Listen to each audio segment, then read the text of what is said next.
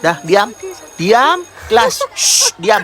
Farah, tak lenguh ke mulut tu asyik bercakap aja? Cuba diam sekejap, Farah. Farhan, nak ke mana Farhan? Cuba duduk, Farhan. Asyik nak berjalan, asyik nak ke mana? Cuba duduk. Abang awak dulu saya mengajar dia. Abang Farhan ni, abang dia dulu saya mengajar tau. Abang dia elok aja perangai. Kenapa awak tak ikut perangai abang awak? Baik, tajuk karangan kita pada hari ini, aktiviti keluarga di masa lapang. Farhan, keluarga awak mesti suka berjalan kan? Sebab tu awak pun tak duduk diam. Asyik nak berjalan aja. Apa aktiviti keluarga awak di masa lapang, Farhan? Kita orang selalu pergi bercuti, cikgu. Okey, bercuti. Yang lain? Lain? Farah? Ya, cikgu. Itulah, tadi kerja bercakap tak berhenti. Apa aktiviti keluarga awak di masa lapang, Farah? Balik kampung, cikgu. Okey, yang lain? Mancing, cikgu. Mancing.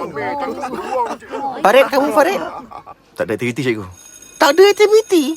Takkan mak ayah awak tak ada ajak buat apa-apa masa lapang, masa weekend tu? Sebab mak ayah saya asyik bergaduh je, cikgu. Okey, sial lah dia ni. Kau tak baik dia gelap. Aduh. Kau ni tak baik lah gelap. Dah. Farhan, tunggu dulu. Dah boleh start buat kerja semua ya? Dah boleh start menulis dah. Buat dalam buku karangan semua. Farid, nanti jumpa cikgu ya?